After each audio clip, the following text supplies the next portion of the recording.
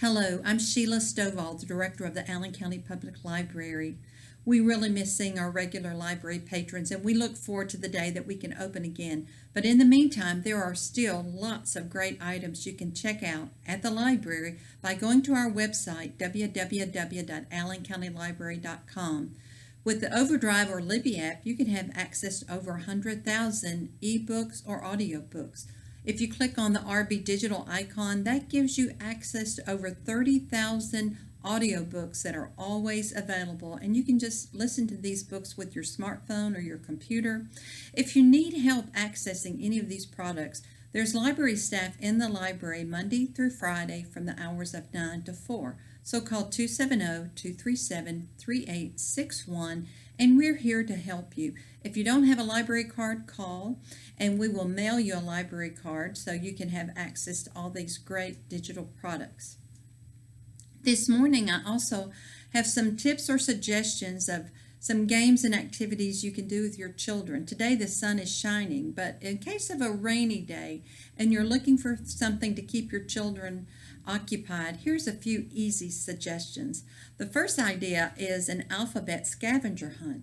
This will be especially fun if you have a child who's maybe in first grade or kindergarten still practicing their ABCs. So ask them to find an item in the house that starts with each letter of the alphabet, but to stay away from breakables. So give your child maybe a grocery bag and give them a set limit of time, maybe 10 minutes, to see how many items they can find to represent each letter of the alphabet.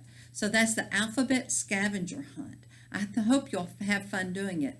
Maybe something else that's fun to do is maybe a little science experiment and sprout a sweet potato.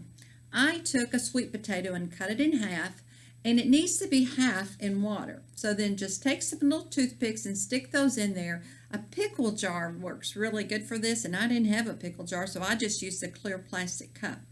And just maybe keep a little science journal. How many days until it sprouts? So I'm going to leave this in my windowsill and sprout a sweet potato. If you don't have a sweet potato, maybe plant just a regular potato.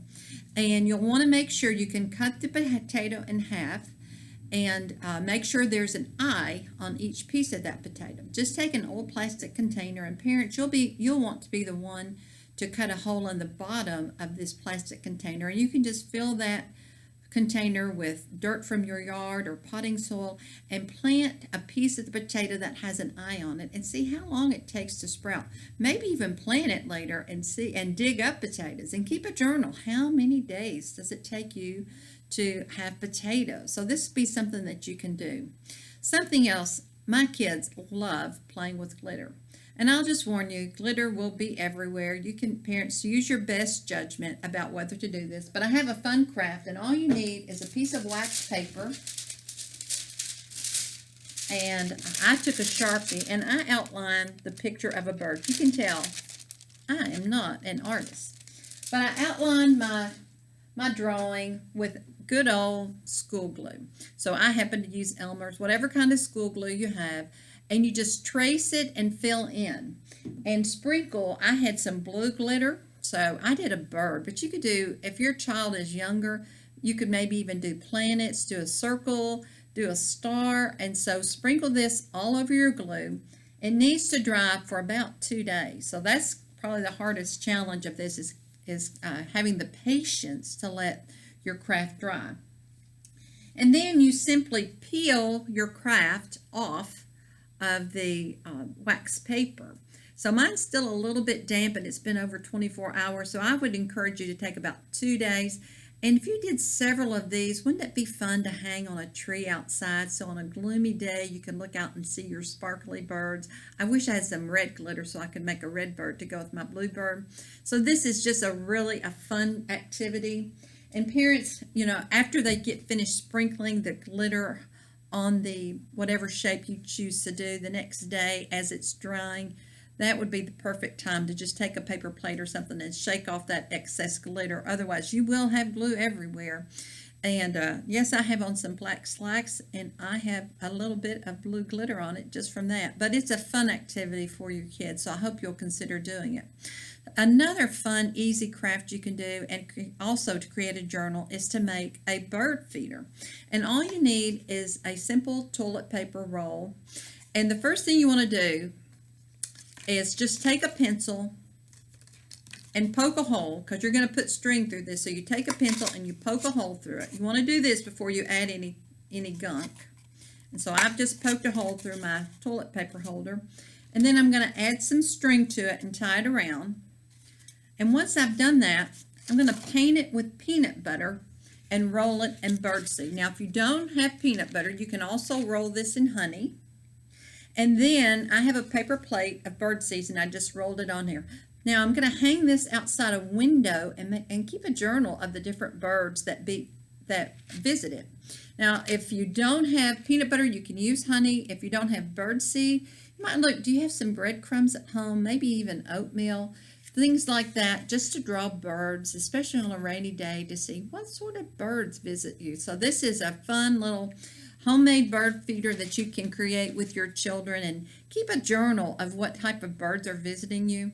And my kids have always loved bird feeders. Actually, I have bird feeders all over my yard, and I just love it. And I'm looking forward to hummingbirds. Something else that you can do on a rainy day. Now, you want to do this in an area where there's not a lot of breakables, but it's a snowball fight. And just take a piece of masking tape, parents, and divide a room in two. Especially if you've got 2 kids, 3 kids, 4 kids, however many you want, or maybe if you have one, you can do the snowball fight with them. So you need to divide the room, and then just take an old newspaper and create your own snowball. And when you say go, start with just a stack of newspaper, and they have to make their own snowballs and throw them at each other. So say maybe in a 10-minute time period, the team that has the least amount of snowballs on their side of the room wins. Now, once you're tired of the snowball fight, you can also then have another contest, give everybody a trash bag, and see who can collect the most snowballs until the room is empty. So this is a fun way to clean up. Something else that's fun to do is dress up, but a lot of times we don't have a lot of dress up clothes available. Well, on a rainy day, especially here between the season, what better time to clean out a closet? Parents, children love trying on your clothes. So if it's time for you to clean out your closet, maybe before you box them up for Goodwill or for your next yard sale, after you've cleaned out your closet, let your kids have dress up with them, and maybe even have a contest to say in a 10-minute period of time, how many items of clothing can they get on. This is a great fun activity. And so maybe take a picture of your kids having a great time with your discarded clothes that you're going to either have in a yard sale or to give to a charity. So that is just a closet clean out, and it can just turn something that's really a dreaded activity into a fun activity. Something fun that you can set up during the day is a flashlight discovery. What I would suggest doing is during the day when your kids aren't really paying attention, choose a room of the house where you can you want it to be dark. So when it's later in the evening, where you can close the door, and they're going to try to find the items that are in plain sight. So maybe lots of little items. So if you have an old Monopoly game, maybe some of the, like the little dog or the hat or the iron, place them in plain sight. Maybe a Matchbox car, or a small stuffed animal, a thimble, just little items spread throughout a room, and give that list to your children and give them the flashlight when it's dark, and say, and you just go in with them and see if they can find the items that are on the list. So that's called flashlight fun, and I hope you'll consider doing that one evening with your kids. It can be a lot of fun.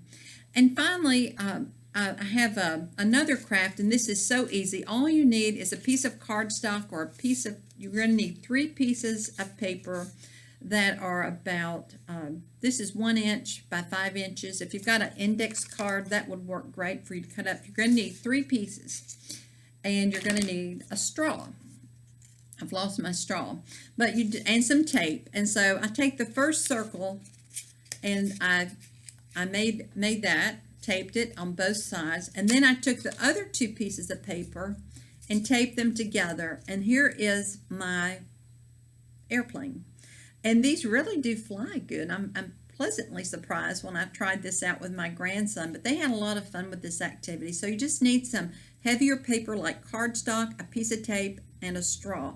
Maybe if you don't have a straw, I'm not sure how it would work with a pencil, but if straw, but use your creativity. But this is pretty easy, and okay, I just shot mine across the room, and that is really fun. And finally, I just wanted to mention the opportunity. I don't know when we'll ever have this much time to spend with our children. And something that I thought about doing with my grandsons is just going through old photo albums. Something that surprised me is my daughter takes so many of her pictures on her phone, and a lot of times she doesn't have those printed out. And so today, just sitting down with your children to look through old photo albums and tell them stories about the people that are in your album. This is a great time for them to learn about some of their ancestors, some of your family history. I remember going through photo albums with my mom, and it was almost like I knew people I knew lots of stories about people I never had the chance to meet because they'd passed away before I was born. But she told me so many stories about her childhood by going through old photo albums. So I would really encourage you to find some time just to do that with your children. And this is also a great time to go through those photos on your phone and maybe pick out the most important and cherished ones and upload those to a digital website and have those photos printed or to keep a keepsake book. So going through those old photo albums would just be such a special time. And so I hope these ideas of suggestions to some activities to do with your children on a rainy day, I hope you find them helpful. Again, we're here in the library if you have questions and need help accessing any of our digital products. I failed to mention a while ago, we also offer over 500 free online classes that you can take. Now, there's some really fun things like how to trim your dog. Well, too bad. I'm not sure if there's one on how to trim your hair. We're all going to need a hairdresser before this is over. But there's also gardening programs, just lots of fun things. But there's also some serious things from business classes. So check out our digital classes that are available. Again, if you need help accessing these products, just call us. We're here in the library from 9 to 4, Monday through Friday at 270-237-3861. Thanks for stopping by today, and stay safe until we get to see each other again. Goodbye.